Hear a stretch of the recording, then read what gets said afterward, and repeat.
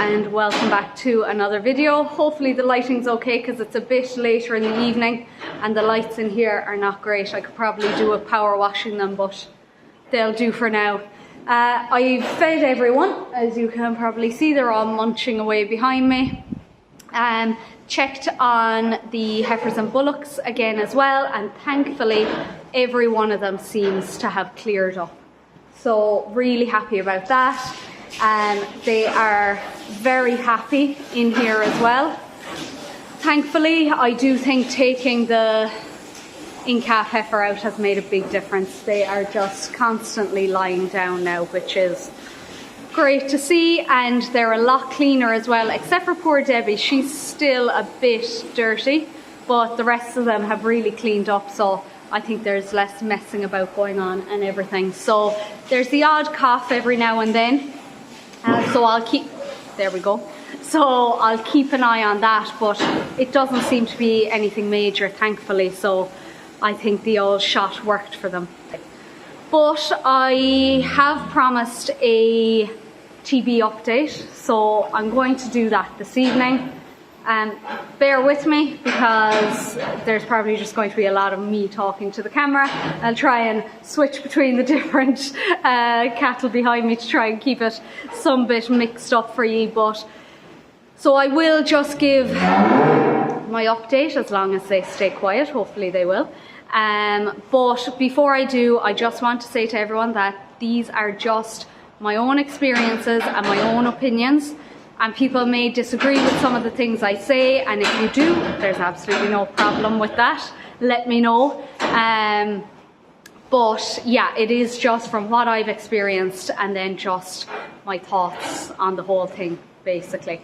Another thing I do want to say is it's not going to be a vet bashing speech this evening because, look, thankfully we have great time for our vet here.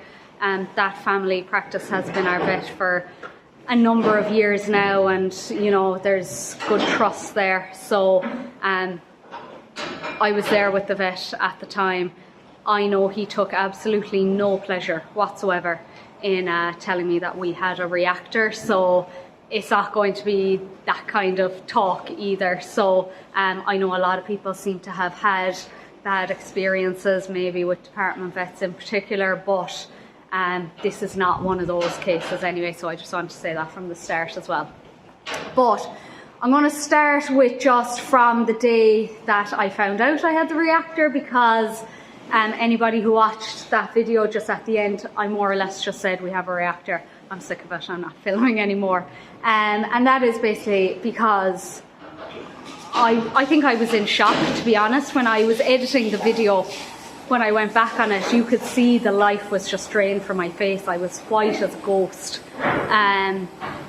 because I just never expected it. A closed herd of almost 12 years to have a reactor. It just was not on the horizon at all. I thought it would be like every other year. Come in, look, no lumps, great, job done for the winter, feed them, keep them happy, out in the spring, calving, job done. And unfortunately that was not the case. So I couldn't really say much more either at the time because, to be honest, I didn't know what was in store. I had never experienced it before, thankfully. So on the day, all I really knew was we had a reactor and we had to wait for the department. So what we did anyway was we separated the heifer immediately. We put her in the field on one side of the passage. And then, as I've mentioned before, our idea then was to put the two cows with the younger calves across the way from her, just to try and keep her company. Now, we weren't sure if it was going to work, and we were a bit worried that it wouldn't work. So I was going around checking every single bit of the fence and that it had power in every bit of it, because obviously you don't want her getting into anyone else's field. But thankfully that seemed to keep her very settled. I was feeding her silage in the evenings as well, which I think just kept her that bit happy. So look, in fairness to her, she was a good girl before she went, but isolated nonetheless. So then we waited for the department to contact us. So of course we assumed, you know, it being such an issue and so contagious, we assumed the department would be on to us on the Monday. We read on the Saturday, so obviously the department are closed Saturday and Sunday, so we said, look, we just have to wait till Monday to get a phone call. It actually took until the Wednesday to get our first phone call from the department, which, as you can imagine, myself and my dad were not overly happy about. But anyway, they rang, they told my dad that a valuer will be out, asked him to choose a valuer. Sorry, I've given them all nuts now, so they're all thirsty, so there's probably a lot of background noise, so apologies for that. But yeah, so the department told my dad to choose a valuer, but of course my dad didn't know what valuer to choose because we've thankfully never been in the situation before. So he said to the guy, just pick whoever. So the guy that he picked was available to come out the following day, so that would have been the Thursday. Now, they actually have 3 days to call out to the farm from the time that they're notified to come out, so that could have prolonged the process even more, so we are just very lucky with who we got. So he came out the following day and did the evaluation. I think he even texted my dad that night, kind of late, with the valuation, so that was nice of him to do that, and myself and dad were happy with the valuation. I wouldn't say it's anything more than what that animal was worth, especially when she was in calf, but it was a decent price for her, so obviously we agreed with the valuation anyway. And we assumed, okay, they'll take her away on the Monday, and then we realised the Monday was a bank holiday, so we were saying, oh sugar, that's an awful pain, we'll have to wait until the Tuesday for her to be taken away. Well, we got another phone call from the department to say that she would not be taken away until the haulier had a full truck, which I could not get over. So we were hoping that it might be the Wednesday or the Thursday. It actually took until the following Monday again. So that's 16 days for a herd animal to be isolated, completely on her own, out in that field. Thankfully we had the 2 cows and the 2 calves on the other side, but those animals shouldn't have been out in those conditions. I mean, they were sinking to their knees in the field. I don't know how long it's going to take for that field to come back, but we had to leave them out. But I could not believe that a herd animal would be left isolated for 16 days, and I think it's a real failure of the whole system to allow that to happen. We talk about animal welfare and caring for the animals, and you know, it's a sad state of affairs really when all of that goes out the window because this poor animal has a reactor. Yeah, I thought it was a disgrace really, to be honest, and that's probably my biggest issue with the whole system. So I had a lot of people saying, you know, it's probably just a reactor, she mightn't have TB at all. And I suppose when I was going through the rigmarole of it all, I was saying, geez, after all this, and she doesn't have it, I'll be so annoyed. But in the back of my mind, of course, I was hoping that it would come back as negative because it would mean there was less risk to these guys contracting it then. But unfortunately, she did have a bronchial lesion when she was slaughtered, so she did have it, which of course puts all of these guys here and the weanlings when they come in at risk, which is probably the most worrying part of the whole thing for me now. So I suppose that brings us on to the next question. Where did she get it? As I mentioned, it's a closed herd for the past almost 12 years. We have not bought in a single animal. A lot of people, especially on a TikTok video I put up, were kind of saying she can't have it, it must be a false test because if she was born on the farm and you haven't bought in cattle, she can't have TB. But of course that's not the case because the wildlife in Ireland have TB. So we know for a fact that she got TB from wildlife because none of these cattle were bought in. They haven't mixed with cattle, and she wasn't bought in. So it's obvious that she contracted that from wildlife. Now, of course, most people will say badgers. I am 99% sure that she contracted TB from deer.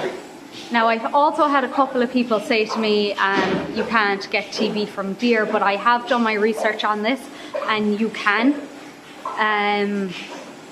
They do pose a less significant threat compared to a badger, but they absolutely do have TB and have the ability of passing it on.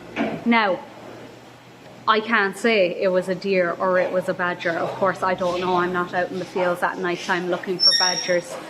Maybe I should have been. But all I do know is Mom and Dad said on numerous occasions during the summer, they'd wake up, open the curtains, and they could see deer standing in the field with the cows. The last day when I was clipping the backs and tails in the crush, Dad was behind me just kind of outside the ditch, and he called me. I turned around and there was a deer walking through the field where these guys spent the vast majority of the summer. So I just think it's too much of a coincidence that we have seen the deer population absolutely explode in the last couple of years where I live, and for such a small herd and a closed herd to get TB, I think it's too much of a coincidence. So I believe it's the Sika deer that are spreading it. They're not a native deer, they're actually a Japanese breed. Anytime you see a deer, and I live near Killarney in County Kerry, and anybody you speak to around here will tell you that it's very obvious that there's no control over the deer population down here over the past couple of years. Any deer you see now is a Sika deer. You don't see red deer very often. They're a beautiful animal, and you'd know it if you saw a red deer. These are all small little Sika deer, which, as I said, are not native to Ireland. They're everywhere. I go to work in the morning, whether it's bright or dark, they're on the side of the road.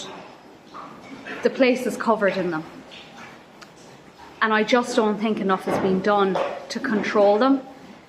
We have an increase in Lyme's disease in Killarney. We've had numerous car accidents involving deer recently. And now we have an increase in TB in the area. And yet absolutely nothing is being done to control the population. And I have a serious problem with that, because we can keep doing what has been done here, but until we learn to control the wildlife, none of this matters.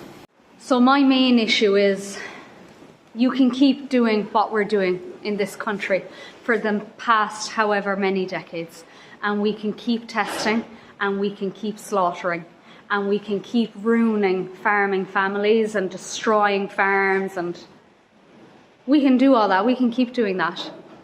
But we're still not getting to the root of the problem.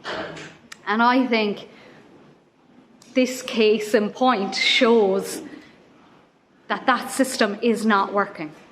We have a TB crisis in Ireland at the moment. But the truth of the matter is, what we're doing here is not working. We're killing animals, oftentimes needlessly as well, yet we're doing absolutely nothing to control the wildlife. We are doing nothing to control the deer population. We're doing nothing, well, we're doing nothing to control the badger population either, to be honest. And as I said, I can't say for definite that it is deer, but that is, I have a strong indication that it is deer. So I suppose, what do? There is a vaccine there, but we don't use it. They say we don't use the vaccine because the test then can't differentiate between an animal that has been vaccinated or an animal that has been infected by TB. So basically there's a perfectly good vaccine there that could be saving thousands of animals and saving how many farmers each year this stress and pain of TB, but we can't use it because what? We can't develop either a vaccine or a test that can work hand in hand. I just find it hard to believe, considering the advances we have had in science and medicine over recent decades, that we haven't found something better than what we have right now. A lot of people have said to me, you know, a lot of people make money off of TB, and I'm not suggesting that anyone makes money illegitimately or there's any corruption behind the money that is made from TB, but it's true. Having gone through the process, they are right in what they're saying. A lot of people do make money from TB. You've got the vets who do the testing. As I said, no issue with my vet. I saw the lump myself. She had to go, and that was it. You've got the department jobs. You've got the valuer that came out to value the animal. You've got the haulier that came to collect the animal. And then, I know it's different in some countries, but in Ireland we eat the meat from the TB cows. So you've also got factories getting cheap meat. So I suppose the question then is, if all these people are making money and all these different sectors are making money from TB, where is the push to improve the testing, to get a better vaccine, to control the wildlife? Who's pushing that? At the end of the day, it's a very small group of people who are suffering from the effects of the TB. These animals are suffering from it. The thousands of animals that are slaughtered every year are suffering, but also the farmers are suffering. The stress, the pain, the sleepless nights that farmers experience when it comes to something like TB. When you have an animal that unfortunately dies from an illness or suddenly or whatever it might be, it's hard to take, but the animal is gone and you have to move on to the rest of them. Right now, I'm in a position where I could lose every one of them.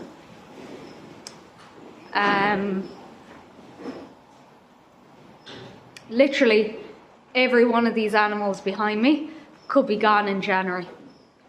If they're not all gone in January, they could be gone in March. And unfortunately, I think the likelihood of us just having one reactor after her spending 5 nights in the pen with the cows and then spending another 3 nights in the shed with the rest of the animals in it, I think we'd be extremely lucky to escape with just Shirley being taken, to be honest. And you do feel helpless because it's winter. I don't have the grass to keep them out. I don't have any sort of decent land to keep them out. I'm keeping the weanlings out as much as I can. But they're going to have to come in a couple of weeks as well. And right now I feel like I'm bringing those animals in to be infected. And there is nothing I can do about it. So Dad almost lost this farm in 2014 when he had his accident. And he never expected that I would come along and start working on the farm. And, you know, we've put in a lot of work in the past, even 3-4 years, improving the infrastructure around the place. Dad, the amount of work he's done on the breeding. You don't just get some of these cattle by luck a lot of work. There's some serious bloodlines here, and it could all be taken away. And it could be a reality where there is not an animal left on this farm after March. And that's hard to deal with when you feel like you're getting no help, when there's vaccines out there, we're not using them. What do you do? You know, what can we do? But I'm going to stop talking because this is a long enough video. But all I will say is I'll go back to the same point I'm making. Our case here proves that the system that we are using in Ireland is not working. We need to do something about the wildlife. And I'm not here to give answers and say we need to do this, that and the other. But it's been done in other countries. It's been eradicated in other countries. And if it has, it can be done here too. But we need to change the way we're doing it. We need to change the way we're looking at it. In no other industry would you just look at the end product and knock that out of the equation. Of course, you need to look at the source of the problem. So, as I said, we can keep locking down farms, we can keep slaughtering animals, farm animals, cows, bullocks, heifers. We can slaughter them all, but we're still not going to stop the spread of TB the way we're doing it now.